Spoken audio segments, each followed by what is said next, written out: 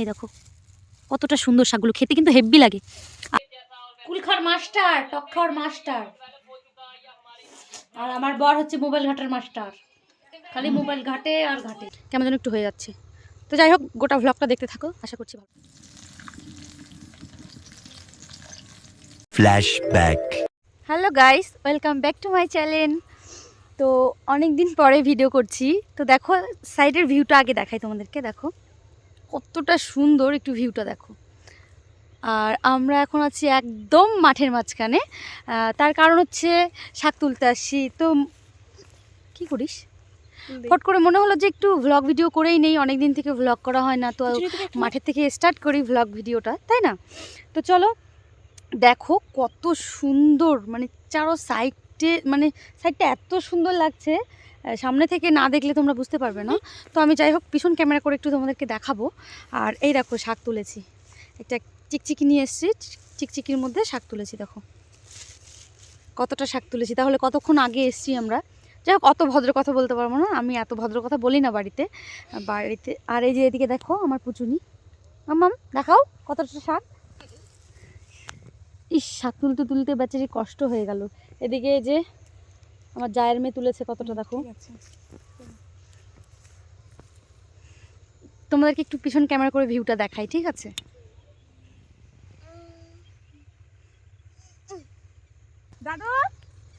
দেখো সাইডের ভিউটা একটু দেখো, জাস্ট অসাধারণ, অসাধারণ। ওখানে দুটো বক আছে। এই দেখো বালিয়া শাক, এই যে এগুলোকে বলা হয় বালিয়া শাক। তো এই শাকগুলো খেতে না খুব ভালো লাগে, অনেকে ভতুয়া শাক বলে, মানে যে যেটা বলে। আমি তোমাদেরকে দেখাচ্ছি একটু ভালো করে। মা পড়ে গেল রে। এই দেখো কতটা সুন্দর শাকগুলো, খেতে কিন্তু হেভি লাগে। আর আমার বর খুব ভালোবাসে এই শাকটা, এই জন্যই মাঠে আসা তুলতে। তো চলো তারপর তোমাদের সঙ্গে দেখা হচ্ছে। একটুক্ষণ ধরে আমার শাক তোলা হয়ে গেছে, আর শাক তুলে এখন দাঁড়িয়ে আছি, কি করব ভাবছি। ও তোমাদের সঙ্গে আরেকটা জিনিস শেয়ার করি, সেটা হচ্ছে এই দেখো কুল। এই দেখো কুল, আমি কি এখন একটু দেখো কতটা বড়, মানে মোবাইলে না পাকা দেখা যাচ্ছে না, মোবাইলে একটু কাঁচা কাঁচা লাগছে, কিন্তু পাকা, আসলে কিন্তু পাকা। অনেকগুলো আছে, কালকে দুপুরে খাবো এগুলো। অনেকদিন ভ্লগ করি না তো, এই জন্য কেমন যেন একটু হয়ে যাচ্ছে। তো যাই হোক গোটা ভ্লগটা দেখতে থাকো, আশা করছি ভালো। বন্ধুরা আমি চলে এসেছি প্রায়, মানে মাঠের থেকে অনেকটাই দূরে, আর অনেক দূরে ছিল শাক তুলতে গেছিলাম। এই যে শাক, আর এই যে দেখো আমাদের সরষেগুলো একদম খারাপ হয়েছে এবার। সরষেগুলো আমি দেখাই তোমাদেরকে, এই যে এগুলো, চলো ব্রিজের পাশে প্রচুর খারাপ হয়েছে সরষেগুলো। বাবা ভেবেছিল কি যে ভেঙে আবার ইয়ে করবে, তোমার হচ্ছে কি বলে, মানে গম ফেলবে। তো ভাবলো থাক, যা হবে হবে। তো যাই হোক, মানে কোনো রকম, মানে খরচার দামটা উঠবে কিনা সন্দেহ। তো ঠিক আছে চলো বাড়িতে গিয়ে দেখা হচ্ছে তোমাদের সঙ্গে। তো গাইস শাক তুলে বাড়ি চলে এসেছি গাইস, আর এখানে আমার বর শুয়ে শুয়ে তখন থেকে মোবাইল ঘাঁটছে, যখন থেকে গিয়েছি। আর আমার পুটুনিটা কুল নিয়ে এসে কুল খাচ্ছে। দেখা কুলের বিচিটা রাখা, কুল খাওয়ার মাস্টার, টক খাওয়ার মাস্টার, আর আমার বর হচ্ছে মোবাইল ঘাটার মাস্টার, খালি মোবাইল ঘাটে আর ঘাটে। সারাদিন মোবাইল ঘাটবে, কোনো অরুচি নেই মোবাইল ঘাটতে, শুধু নেট থাকতে হবে আর চার্জ না থাকলে প্রবলেম নেই, চার্জার লাগিয়ে দিয়ে তারপর ঘাটবে মোবাইল।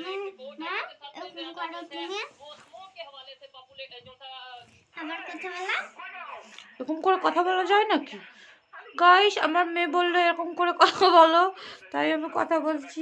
দেখি আমার মেয়ে পারে নাকি, তুমি বলো বলো। শোনা, ঠিক আছে রাতে দেখা হচ্ছে তোমাদের সঙ্গে। তো যাই হোক তারপরে আমি ফ্রিজ থেকে মাছ বের করে নিচ্ছি। বাবা সকালবেলা নিয়ে এসেছিলো ইলিশ মাছ, বেশি বড় না ইলিশ মাছটা, ছোটোই মোটামুটি। তো যাই হোক এই ইলিশ মাছ দিয়ে একটু সর্ষে বাটা করবো রাতের বেলা, তো বেশি কিছু করবো না।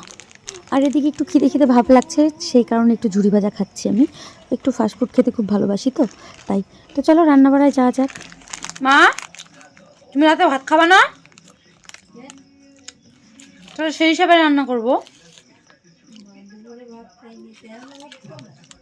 নাও খেতে পারো। দেখো গাইস ভাত বসিয়ে দিয়েছি, উনুন জ্বলছে।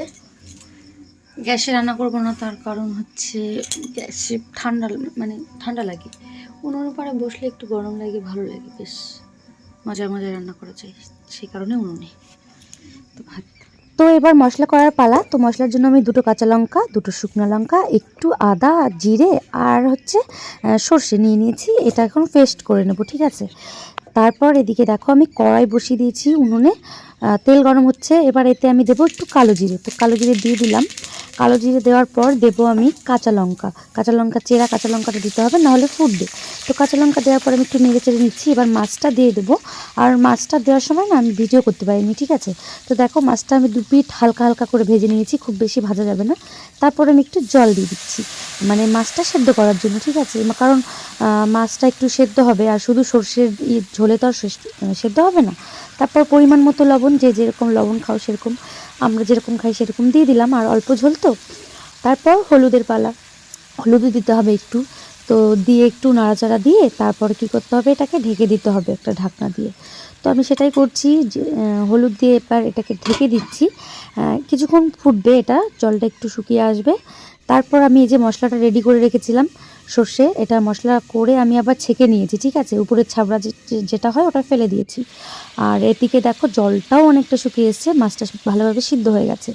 এবার আমি দিয়ে দিচ্ছি সর্ষের মানে মশলাটা। এই মশলাটা দিয়ে একটু নাড়াচাড়া দিয়ে ঢেকে নামিয়ে নেবো, ঠিক আছে। আর নিচের যে দেখো নোংরাটা, এটা আমি ফেলে দিচ্ছি। এগুলো খাওয়া ভালো না, জানো তো। ছেঁকে নেওয়াটাই ভালো, বেটার। আর ঝোলটাও ভালো হয়। তো চলো এটা আমি নাড়াচাড়া দিয়ে নামিয়ে নিই, তারপর তোমাদের সঙ্গে দেখা হচ্ছে। তো দেখো আমি এতে একটু একটা কাঁচা লঙ্কা দিয়েছি, আর একটু সর্ষের তেল ছিটিয়ে দিয়েছি। তো পুরো রেডি হয়ে গেছে আমার ইলিশ মাছের সর্ষে বাটা। তো কেমন হয়েছে রান্নাটা তোমরা কমেন্ট করে জানিও, ঠিক আছে। আর এই রান্নাটা শিখেছি আমার বরের কাছ থেকে। আগে আমি জানতাম না কি করে রান্না করে। তো আমার বর বড় মাছ দিয়ে রান্না করেছিল, আমি ছোট মাছ দিয়ে রান্না করেছি, এটাই হচ্ছে ব্যাপার, ঠিক আছে। আর আমার ভিডিওটা কেমন লাগলো কমেন্ট করে জানিও। আর আমার পাশে থেকেও সাবস্ক্রাইব করে দিও আমার চ্যানেলটা। আর আমার তোমরা সাপোর্ট না করলে না কখনোই না উঠতে পারবো না, ঠিক আছে। তাই তোমাদের সাপোর্টের খুব দরকার। তো টাটা, গুড নাইট সবাইকে।